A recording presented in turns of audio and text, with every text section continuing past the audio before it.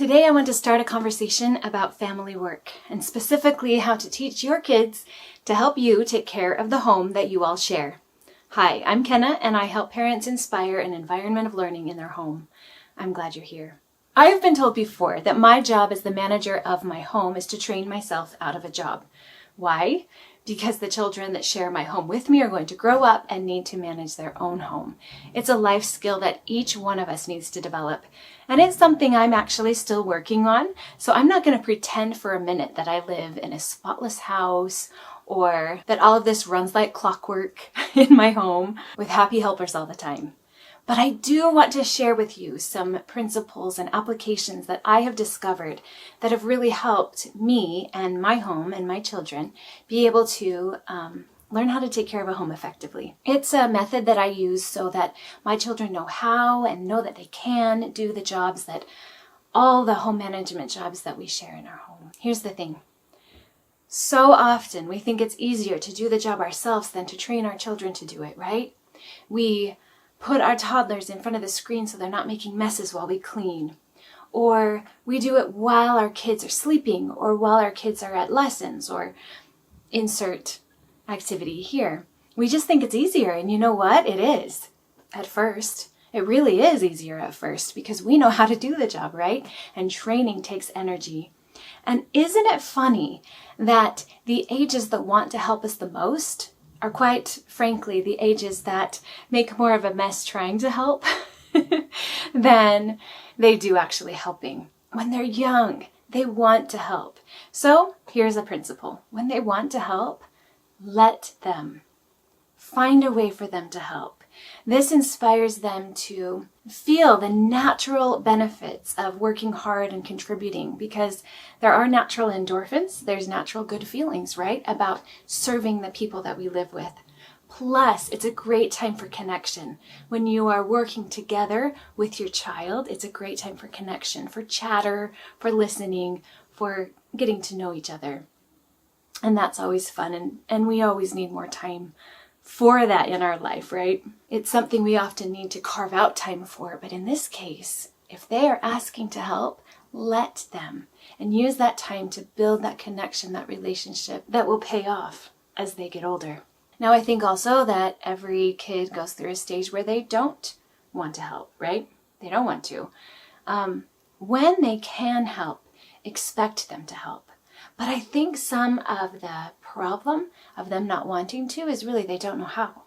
Literally, they don't know how. And this is the system that I want to share with you to help you and your kids get past these hurdles, these roadblocks.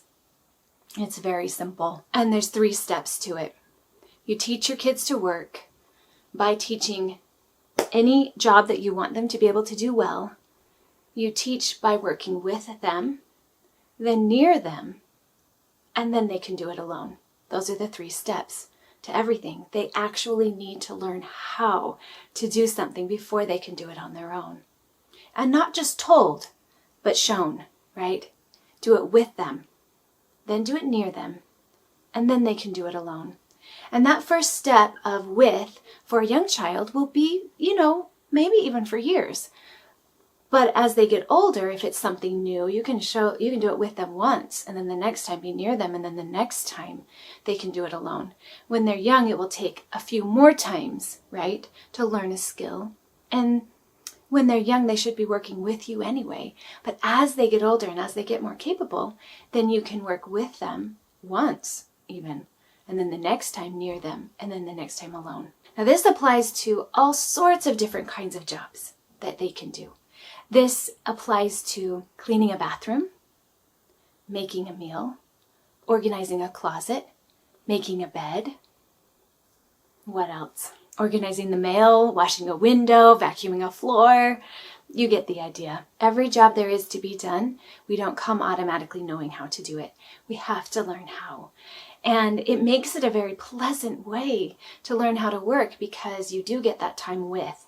Now, the advice is, of course, that you do the with learning in your best frame of mind, right?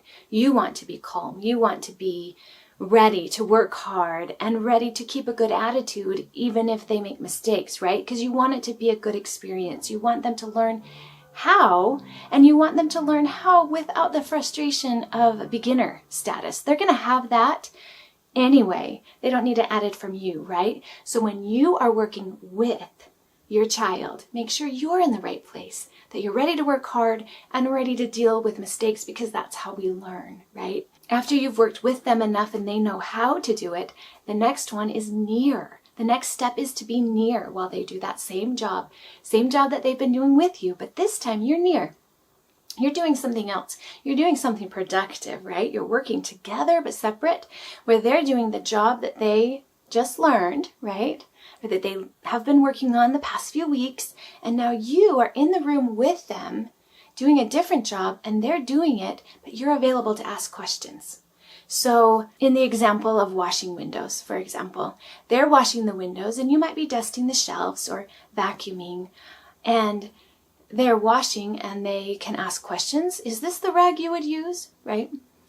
And then when they're done, they say to you, how does it look?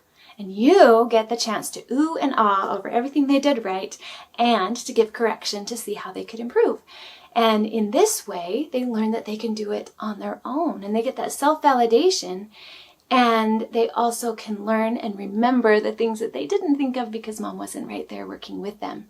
That's the second step. So first with, then near. The last one is alone. And this is when you know that they can do it alone. And all you need to do is check it at the end, or you know what? If you know that they do it well enough without checking, then you can say, I trust you, good job. Without even checking it, right? Because, I mean, you know which ones you'll need to check it on and which ones you just know that they'll do it and they know well enough how to do it. It's such a simple method, right? But it works. If we don't assume that our kids know how to do a job, but instead train them, with them, then near them, then alone, then they learn how to do it correctly in the way that will serve them better, serve our home better now, and themselves in the future when they go out and get their own home and they have to do it themselves. Plus, it has the added benefit, of course, if done right with the right attitude on both sides, that it can build a relationship and give you that precious moments to get to know each other and have some bonding time together. Let me give you a quick example. So every once in a while, we decide that it's time for meal training. My kids have a repertoire of the recipes that they've been trained on that they know how to do. And all my kids have learned how to read a recipe. So that's different, right? Because being trained to read a recipe opens up all sorts of things, right? But when there's a particular meal, when we decide it's time for meal training, because maybe we're stuck in a rut on the meals that they choose, or maybe I know that they are something that they would like to learn, or maybe something fun to learn, right? We do a meal training section of our life where I'll go to each child and they'll pick, say, a dinner that they want to learn, or a breakfast or a lunch. And for the next few weeks, we'll have the exact same meal plan on the day that they're in charge of, so that they can practice, and we'll do it with them. And then the next time it's their turn, they'll either do it with me again, depending on their age, right? Or if they know enough, then they'll do it by themselves, but I'll be near. And then the next time, when they're ready, they'll do it alone. And when I know that they can do it alone, we call it done, and we actually put it in their binder with their recipes that they know, and it's part of their repertoire that they can go to and pick from if ever they are asked to make that meal. Developing a home culture that works for your family and that builds relationships instead of turning everything into a fight is a delicate balance. But I think this is one way that it empowers our children to be able to know how and feel like they can, and know what it is that they're expected to do when we ask them to do things. So again, the system is to work with, work near, and then have them do it alone. And it works. So this month I will be sharing more videos about family work, so stay tuned in the next couple of weeks. Subscribe if you want, turn the bell on so you can get notifications of when they're coming, because January is going to be all about family work here on my YouTube channel. And you wonder how that applies to inspiring an environment of learning? Well, you and I both know that the environment we're in can make or break a learning time, right? I know as a mother, if I am surrounded by home jobs that are calling my name, it's harder for me to give myself fully to my children during the learning time. And I think that it actually is distracting to the learner as well to be surrounded by things. So if we can get these systems in place, it sure helps. It's all part of developing that home culture of the 3 areas of stewardship that I've talked about earlier to inspire that environment of learning at home and have the environment in place. It's one piece to the environment of our home that adds so much to the learning environment. Thanks for watching. Here's to you for setting an intentional home culture that inspires. You've got this.